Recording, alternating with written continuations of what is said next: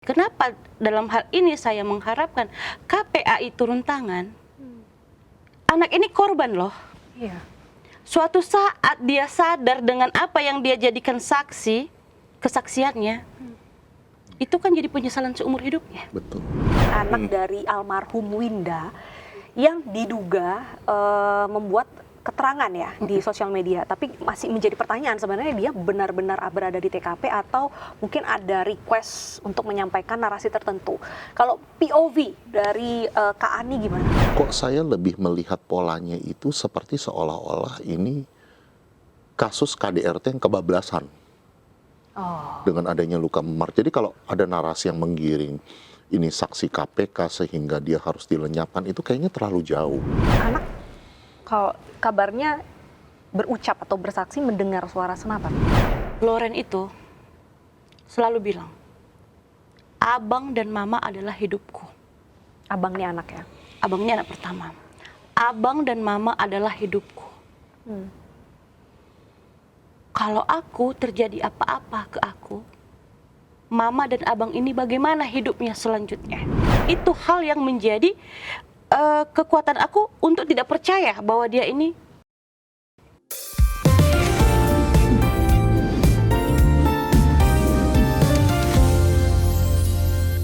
Welcome back again di Perspektif bareng gua Bernadetta Ginting. Kita masih membahas tentang perjuangan Kak Mariani Bulolo yang mencari keadilan untuk sepupu almarhum Winda Lorenza, dan juga di sini ada Bang Emmanuel Vino di kasus ini sebagai praktisi hukum dan para legal yang juga mengawal ya dari mengawal. Medan di Jakarta, lalu juga mendampingi juga kan waktu ketemu dengan Komisi 3 karena DPR. untuk kuasa hukum keluarga itu sudah diwakili oleh Ricardo Siringo.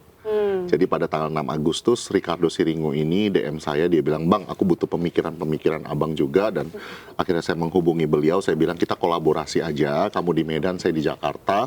Jadi dalam hal ini, kami sebagai praktisi hukum tidak memprioritaskan bendera masing-masing, tapi kami harus melepaskan ego kami berkolaborasi demi kepentingan lebih banyak pihak keluarga yang menginginkan keadilan. Nah, untuk Okezoners mungkin di episode ini kita tidak akan mengulas lagi tentang kronologis. Mungkin yang kelewat bisa cek di episode part 1-nya. Ini tayang hari Sabtu kemarin. Nah, kita akan bahas terakhir tuh, kita bahas tentang anak ya. Anak dari almarhum Winda yang diduga membuat keterangan ya di sosial media, tapi masih menjadi pertanyaan sebenarnya dia benar-benar berada di TKP atau mungkin ada request untuk menyampaikan narasi tertentu. Kalau POV dari Kak Ani gimana? Kalau dari saya sendiri, ini kan setiap orang punya pemikiran ya. Nah, kalau dari saya sendiri berdasarkan dengan apa kronologis yang disampaikan oleh tante saya, ibunya almarhum, bahwa selama si Iha menceritakan kejadian, kenapa bisa terjadi, itu dia tidak ada mengatakan bahwa di dalam kamar itu, di tempat TKP itu ada si anak. Oke. Baru disebut bahwa anak itu saat kapan? Setelah kita udah update kejadian, udah viral, ya? udah dikebumikan, tiba-tiba muncul video yang membuat si anak ini menyampaikan kesaksian bahwa dia di dalam kamar itu berada bersama orang tuanya pas kejadian. Tapi kalau saya nggak salah kejadiannya bukan di kamar mandi ya? Menurut berita selama ini kejadian di dalam kamar mandi.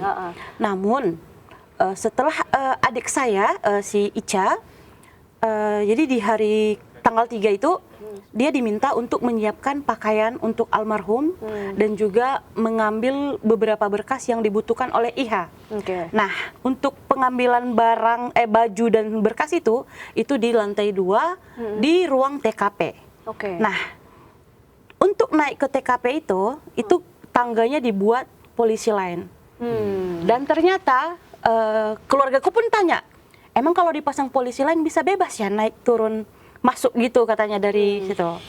Nah, si Ica ini waktu naik ke lantai 2 mengambil pakaian si almarhum dan berkas, dia curiga karena dari tempat tidur menuju kamar mandi ada rembesan darah. Rembesan darah. Darah. Kayak diseret gitu menuju kamar mandi. Nah, di situ kami berpikir dong, kalau kejadiannya di kamar, ya wajar kalau darahnya itu masuk dipindahkan ke kamar mandi. Tapi pertanyaannya, jika kejadiannya di dalam kamar mandi, apakah dimasukkan ke dalam kantong mayat itu di luar kamar mandi kah atau di dalam kamar mandi itu? Oh, oke. Nah, itu. Dan pada saat itu berarti melihat bercakan darah itu posisi jenazah belum balik ya? Belum, udah Belum. dibawa ke rumah sakit. Udah dibawa ke rumah sakit, terus keluarga disuruh ngambil-ngambil baju, akhirnya melihatlah itu. Ya, si Ica lihat itu. Dan dia sudah, videonya pun udah Beredar ya? beredar keterangan itu. Selain di kamar, sempat melihat mungkin bekas-bekas darah atau mungkin biasanya kan kalau habis ada mungkin aksi kekerasan tuh kan ada apa ya Bang ya, bekas, mungkin ada barang pecah atau apa itu. Selain itu sempat melihat nggak? Kalau si Ical bilangnya sih di kamar itu dia itu cuma fokus ke situ ya, karena kan namanya dia lagi berkabung kan, dia hanya fokus yang diminta untuk ambil. Jadi dia hanya mau mengambil pakaian dan hanya tahu di situ ada darah. Dan sempat saya tanya, selain di tangga di mana lagi dipasang polisi lain? Nah, dan dia bilang polisi lain itu hanya dipasang di pintu kamar mandi. Pintu kamar mandi yang menyambung ke tangga. Oh enggak, pintu kamar mandi tempat kejadian. Oh, oke. Jadi polisi lain itu hanya di tangga dan di pintu kamar mandi. Selain itu nggak ada polisi lain, bahkan rumah itu nggak dipasang polisi lain sama sekali.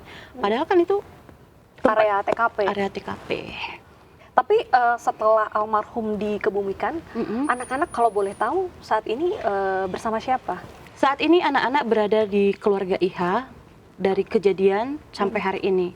Dan bahkan waktu kejadian pun, maksudnya waktu tanggal 3 itu kami di rumah, itu akses ke anak itu kami benar-benar dibatasi. Seperti apa dibatasinya? Jadi saya kemarin tuh kan panggil abang satu gitu kan, sini sama mami.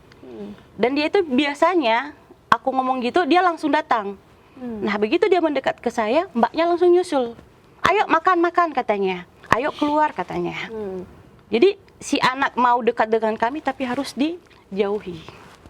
Oke. Nah, diusahakan jangan ada komunikasi antara kami dengan anak-anak. Maaf, berarti ketiga anak ini, Dua. dua anak ini masih di bawah umur semua ya? Ya, yang satu 9 tahun, si abang 9 tahun, yang adik 7 tahun. Nah, apakah dari pihak keluarga almarhum ketika kejadian ini sempat mungkin bertanya ke anak-anak itu, apa yang adik abang lihat terhadap mama gitu? Enggak. Karena sama sekali nggak boleh ngobrol. Enggak, karena sama sekali nggak bisa. Enggak. Jangankan mengorek informasi, hanya untuk sekedar cium aja pun kode langsung, ayo gitu. Jadi kita nggak bisa. Bahkan anak-anaknya juga nggak ikut ke pemakaman. Sampai di pemakaman nggak. Bahkan waktu disemayamkan itu kan itu kan keluarga kami kan ada nelpon pihak keluarga IH, datang nggak di acara di rumah itu. Dan ternyata mereka bilangnya jumpa aja di pemakaman. Dan ternyata begitu sampai di pemakaman nggak ada, orangnya nggak ada. Anak-anak juga nggak ada. Kasihan sekali ada anak-anak ini, bahkan sampai Hari terakhir mamanya. Mamanya dia nggak bisa ketemu atau mungkin say something. Saya kalau anak-anak tuh jadi apa ya? Tapi sempat komunikasi nggak mungkin ke pihak ayah ataupun mungkin ke keluarga dari IH bahwa pengen ngobrol dong sama anak? Ya cuman say hi kayak gitu. Apa bener-bener nggak boleh? Aku sempat bilang ke Ica kan ngomong ke aku, Kak aku kangen banget sama si abang. Ya udah sana telepon, aku bilang. Nah, dia bilang gini, yakin kakak mau diangkat katanya gitu. Karena dia tahu pasti karena udah ini kan beritanya kan viral terus. Seakan-akan kan dari keluarga kami kan menyudutkan mereka kan dengan naiknya berita ini. Nah kami juga mikirnya termasuk si Ica inilah mikirnya nggak mungkin mereka bakalan respon kita kalau kita telepon. Dan memang nggak direspon ya. Buktinya saja di pemakaman aja mereka nggak datang. Oke. Tapi kalau Bang Vino, secara legal, secara hukum gitu kan, saya kurang paham apakah sudah secara resmi menikah lagi almarhum dengan IH atau belum. Tapi harusnya anak ini berada di mana ya? Ya, undang-undang kita kan menjamin bahwa anak yang usianya masih di bawah umur itu sebetulnya wajib untuk ikut dengan ibunya. Itu kan sudah dijamin oleh undang-undang kita. Nah, dalam hal ini saya melihat kenapa kok posisi anak walaupun usianya masih di bawah umur itu kok bisa tidak berada di tangan ibunya. Ini what's wrong gitu loh. Dan kamu sempat menceritakan kepada saya dalam gugatan perceraiannya Iya. ya, dan gugatan Hak asuh anak itu jatuh ke dia.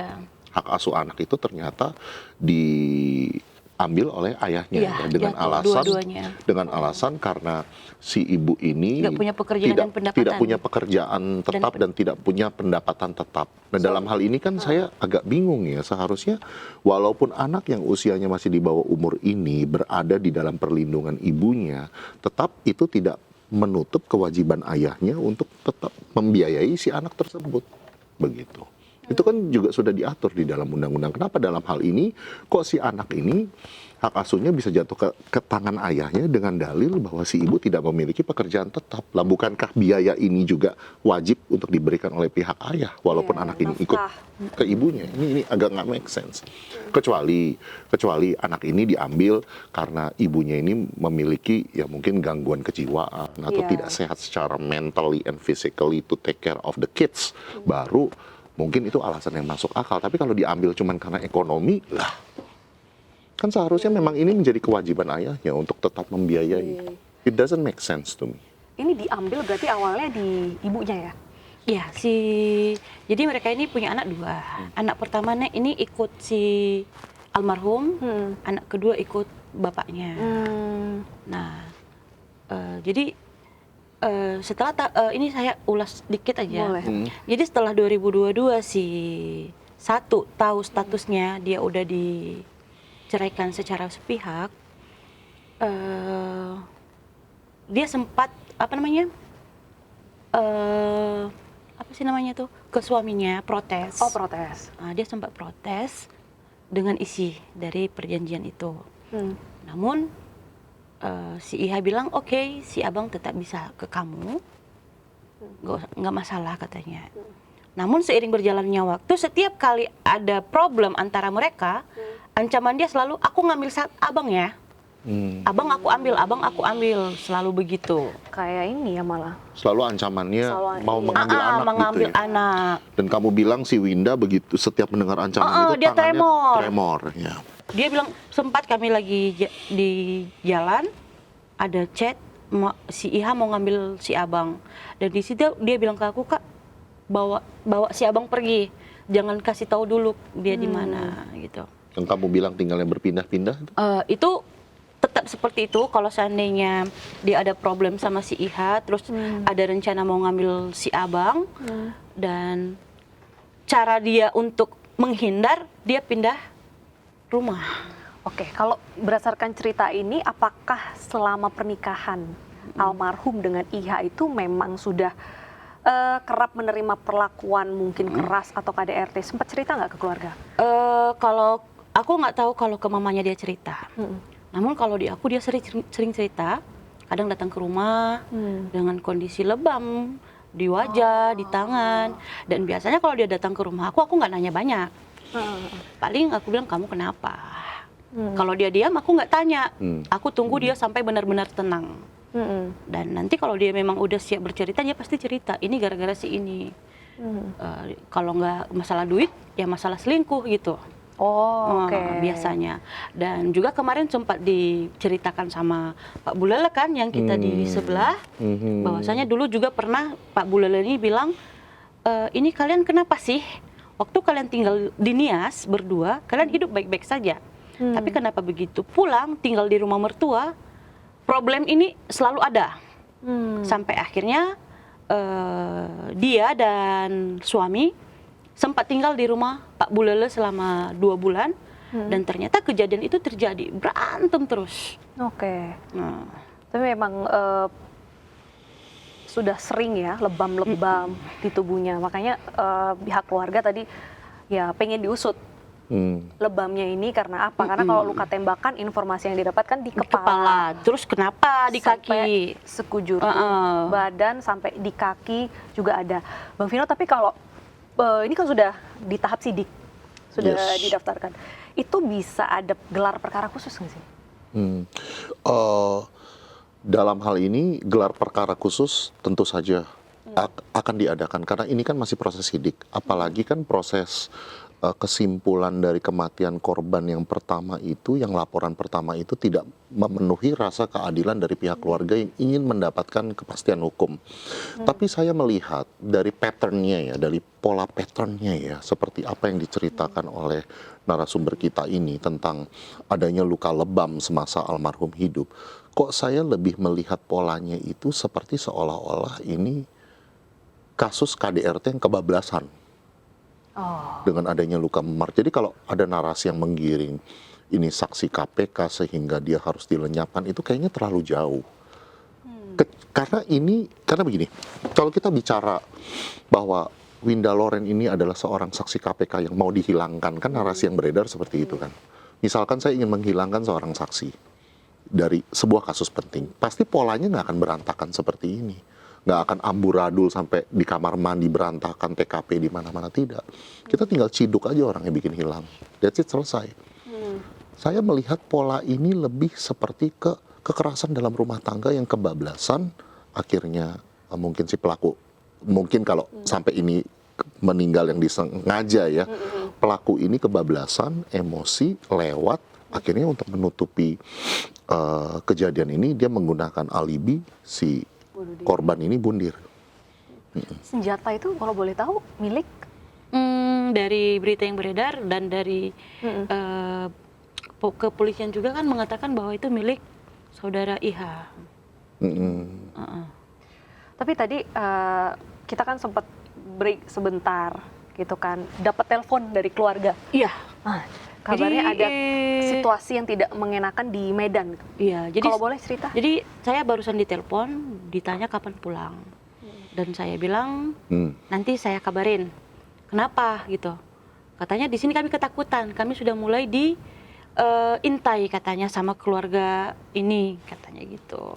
Diintainya tuh ada yang apa, mondar-mandir atau mungkin handphonenya di sana? Kalau kemarin sebelum saya kesini sempat juga saya lihat dengan mata kepala saya sendiri, ada beberapa orang yang mondar-mandir ke situ tanpa ada kejelasan mereka mau ngapain. Dan mereka juga bukan orang situ. Ini di rumah Duka, rumah Duka, Apriani. rumah Kak Aryani. Kak Apriani, sorry. Kak Apriani. Rumah Kak Aryani. Dalam hal ini saya juga sudah menghimbau kepada pihak kuasa hukum korban yang pertama ya, Paman Bulolo ya, untuk segera melakukan proses surat menyurat kepada LPSK. Iya, untuk perlindungan. Ya, definitely kita sudah harus melibatkan LPSK dalam hal ini karena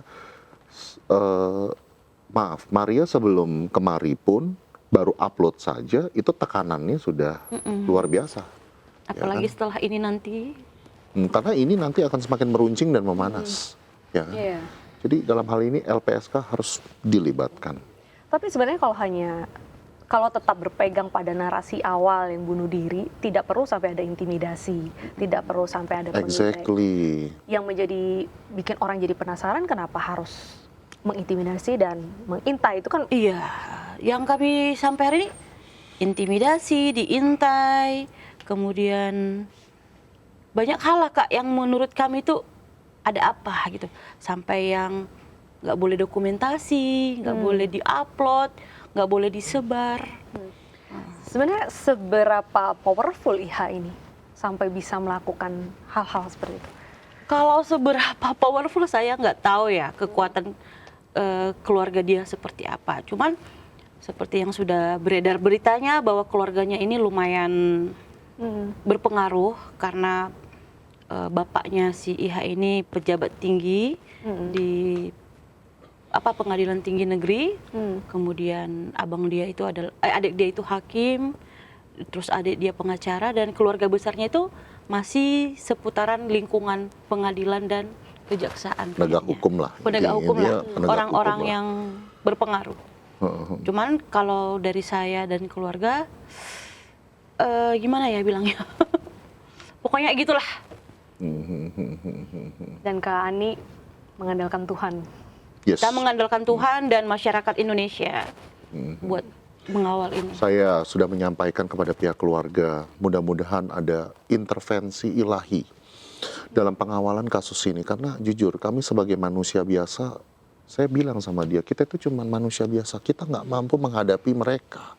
Kita butuh intervensi ilahi, kita butuh Tuhan untuk berjalan di depan kita, untuk membuka setiap tabir yang tertutup. Makanya sebelum masuk podcast, saya ajak dia doa, pujian, dan penyembahan itu harus dilakukan. Karena ini Goliat ya, kita lawan. Dan Goliatnya nggak cuma satu, ternyata banyak. Daud cuma melawan satu Goliat. Nah, kita melawan Goliatnya banyak sekali ini, ya. Biar nanti pada saat kita, misalkan sampai kita menang, ya, kita menang dan ternyata netizen berpihak kepada kita, ya, kamu harus ingat ya bahwa ini semua bukan karena gagah dan kuat kita, tapi Tuhan yang jalan di depan kita, nama Tuhan yang dipermuliakan ya, karena kita cuma manusia biasa. Dan kita juga harus selalu percaya di negeri ini, walaupun mungkin kita melihat negeri ini sedang struggling juga, tapi saya yakin keadilan tuh pasti ada. Gitu kan. Nah, balik lagi kita ngobrol soal Kak almarhum gitu kan. Mungkin boleh dijawab, tapi kalau keberatan nggak apa-apa. Tadi kan sempat di podcast sebelumnya kita bahas bahwa dia sempat menjadi salah satu saksi ya di KPK. Dan tapi tadi sempat juga dibilang oleh pengadilan tidak berhak mengasuh anak karena dianggap tidak memiliki pendapatan tetap. Kalau boleh tahu dulu keseharian almarhum itu seperti apa dan orangnya seperti apa? Oke, kalau dari aku melihat dia sebagai orang yang dekat juga ya. Dia itu anaknya periang. Bahkan mamaku pun semalam nelpon. Kasihan melihat dia, padahal dia itu adalah orang yang welcome banget sama orang. Periang, kalau dari segi apanya, dia ini orangnya mandiri. Mandiri, dan dia nggak neko-neko. Dia bukan tipe orang yang cerewet apa gimana gitu. Dia ya udah ya gitu. Kemudian kalau dari segi pekerjaannya dia, ini ya yang bareng aku ya, kita itu selalu live streaming bareng. Oh, oke. Terus kita affiliate juga, jualan affiliate sambil dia jualan daster. Dan setelah itu dia waktu pindah ke Jakarta, dia kembangin lah lagi kebiasaan dia itu dari jualan daster, just tip Bangkok. Oke. Jadi itulah pekerjaan dia sehari-hari setelah tinggal di Jakarta.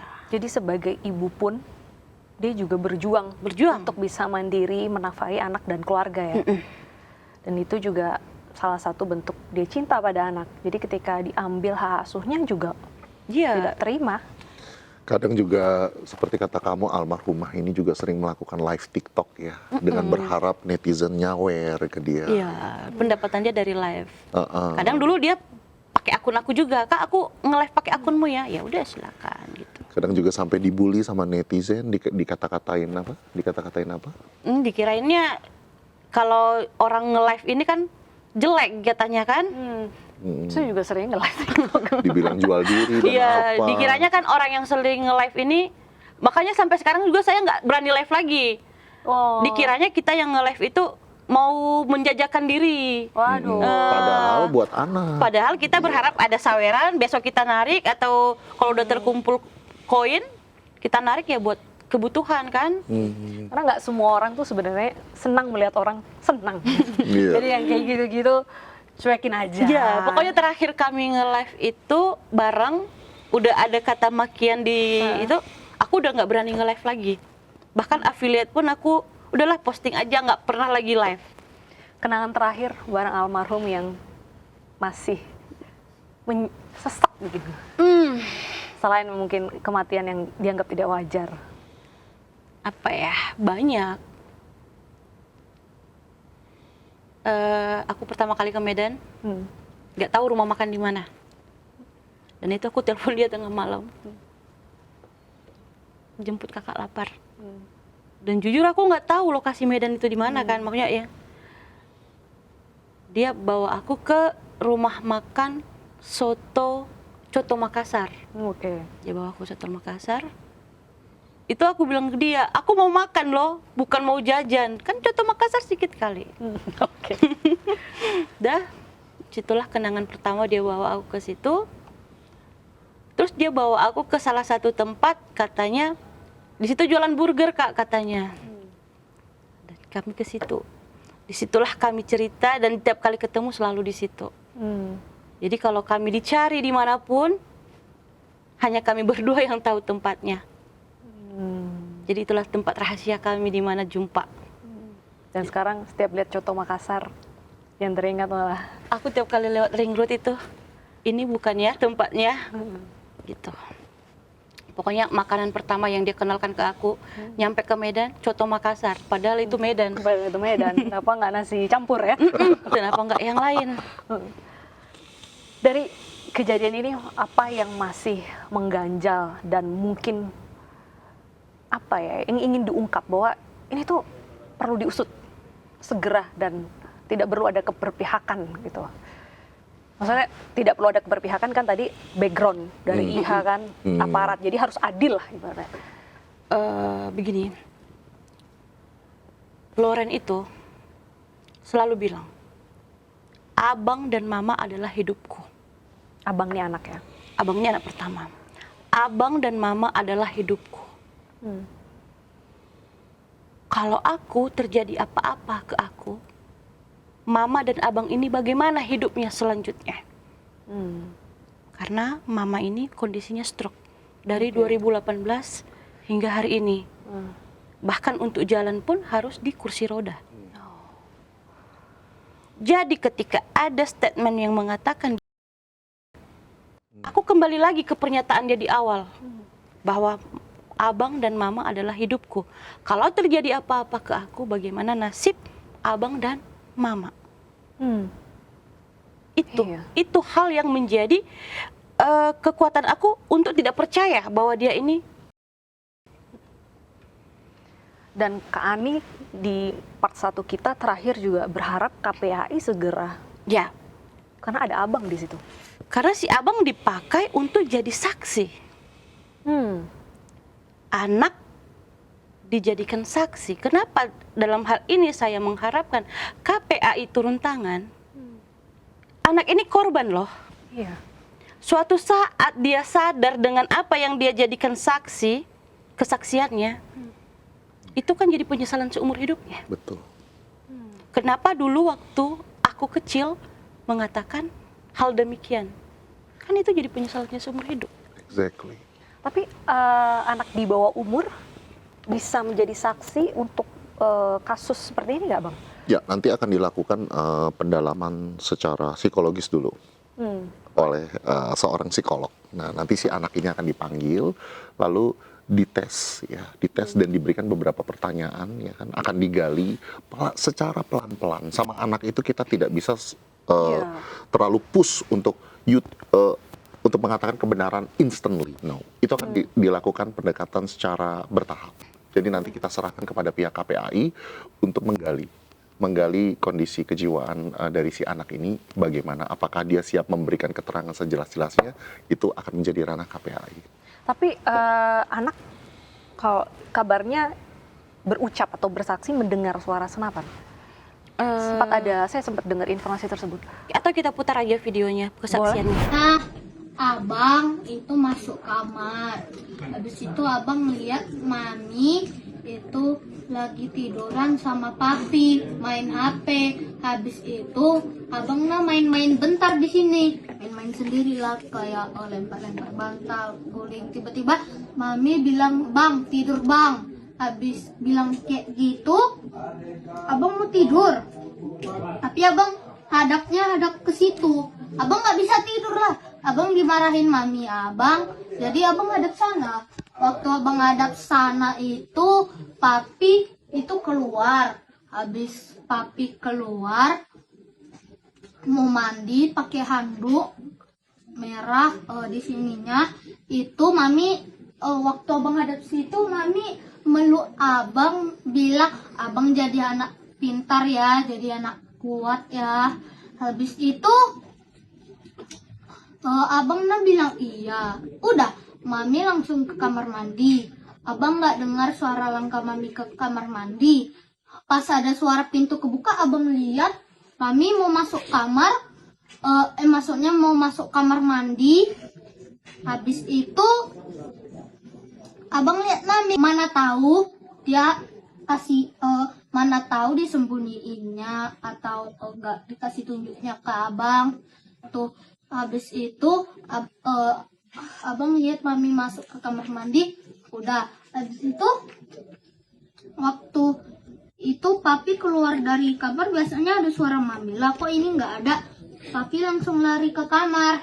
Habis itu bilang, mana mami bang? Habis itu papi bilang, habis itu bukan bilang sih, habis itu dibilangnya apa satu itu dulu kan mami panggilannya mami lahir di Nias. Habis itu mami itu anak pertama, jadi di Nias panggilnya satu. Makanya papi bilang satu di mana kau satu. Habis itu kan lampu kamar mandi mati, jadi dikira nggak ada orang. Pas papi mau masuk dikunci. Habis itu bilang satu buka satu, didobrak hampir kebuka itu dikuncinya, sampai udah mau kebuka itu. Habis itu tiba-tiba mami cuma bilang maaf ya Pi, udah ada suara letusan dari kamar mandi, dari dalam kamar mandi. Setelah itu abang langsung lari ke bawah, nggak ada ditahan-tahan papi. Nih mami ngapain, nggak jawab. Saya nggak bisa berkata-kata kenapa dia bisa sedetail itu menceritakan percobaan dengan situasi anak usia 9 tahun. 9 tahun. Yang saya soroti kan di situ ada satu statement yang sempat keluar. Saya lihat papi ada merah-merah tuh. Papi Nah, pakai handuk, di sini ada merah-merah. itu loh. Yang itu aja yang saya soroti, yang itu tuh. Merah-merah itu apa? Terus kalau kita dengar lagi, kan tadi dia bilang kamar mandi kan lampunya mati, dikiranya nggak ada orang. Tapi kenapa didobrak-dobrak? Tahu dari mana kamar mandi mati lampu? Kalau dalam kondisi tertutup. Iya. Dan dia kan di dalam mau tidur. Itulah. Pokoknya banyak dari kesaksian itu, udah banyak kali lah spekulasi yang bisa kita tarik di situ. Cuman itu maksud saya tadi, tolonglah KPAI ini mengambil alih dulu terhadap anak. Iya, benar. Kalau tadi mereka katanya mau menjaga psikologis anak, jangan jadikan anak saksi dalam hal ini. Dan kalau mau menjaga psikologis seharusnya tidak memaksa anak untuk mengingat memori itu. Yes, exactly. Karena kalau dilihat tadi dia yang diucapkan ya, kan perlu pembuktian juga benar salahnya. Tapi dia runtut dan seperti menjadi saksi dari sebuah cerita. Dan untuk anak seusia itu, kalau saya secara awam perlu pendampingan psikologis. Iya. Dan digalinya harus pelan-pelan, nggak bisa langsung. Kak Ani, untuk mencari keadilan dan jawaban, apa yang mungkin masih mengganjal dan mungkin pesan untuk aparat penegak hukum yang memang menangani kasus ini di Medan? Kalau dari aku berharapnya sih ini jangan ada keterpihakan ya antara instansi ataupun itu, apapun itu. Ini kita anggap kita samalah sekarang, manusia biasa. Kita bayangkan hal ini terjadi pada keluarga kita. Khususnya yang menangani kasus ini. Bayangkan itu terjadi pada anak atau cucu kamu. Kamu berterima atau tidak? Itu dari aku. Kalau kamu berterima, artinya kami pun akan berterima dalam hal ini. Tapi kalau kamu sendiri tidak berterima, maka kami pun tidak akan berterima hal ini terjadi. Itu aja. Bang Vino menambahkan? Karena untuk mengawal kasus ini tampaknya bukan kasus biasa. Ya, saya ini speechless. Jadi waktu saya tahu kasus ini melibatkan seseorang yang aktif di instansi penegakan hukum, dan nggak cuman, dan di belakang si terduga pelaku ini juga ada orang-orang yang juga diindikasi di instansi juga. Saya tuh sempat berpikir apa saya mundur aja. Di mobil, di tol, di jalan tol tuh saya nyetir di rumah tuh, Tuhan apa aku mundur aja Tuhan. Tapi tiba-tiba suara hati saya berkata seperti ini, Vino, jika kamu mundur, keluarga ini akan berperang sendirian di medan. Itu yang saya dapatkan, langsung saya, oh iya ya. Bagaimana pada saat mereka berperang sendirian di medan untuk mendapatkan keadilan. Saya yang di Jakarta, di mana saya satu kota dengan para influencer dan public figure yang punya suara, kan semuanya ada di Jakarta ya. Seperti Bunda Maya Estianti di sini kan tinggalnya di Jakarta kan.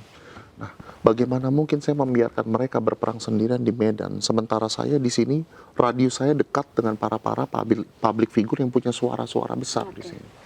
Di situ saya berpikir, ya juga ya Tuhan ya.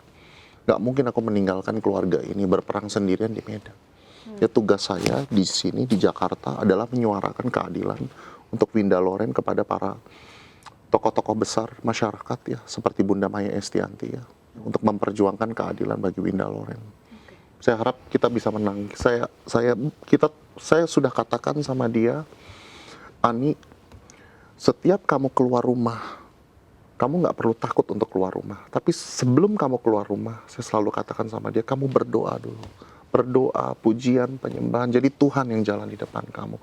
Kalau kamu habis berdoa, kamu tetap keluar rumah, itu artinya kamu nggak percaya sama Tuhan. Tapi saya bilang sebelum keluar rumah nggak apa-apa, beraktivitas seperti biasa, tapi selalu bawa langkahmu di dalam doa, pujian, dan penyembahan. Itu yang saya sampaikan ke dia. Jadi biar nanti Tuhan yang berperang bagi kita di depan ya. Amin. Thank you once again. Jauh-jauh datang dari Medan. Tetap semangat dan kita kawal bersama kasus ini. Bang Vino juga. Thank you Deta. Thank you Deta. Thank you so much. Thank you. Oke. Tadi saya agak sedikit speechless dengan cerita-ceritanya dan berharap kasus ini juga dapat diusut dengan tuntas. Saya Bera Deta Ginting pamit undur diri. Bye.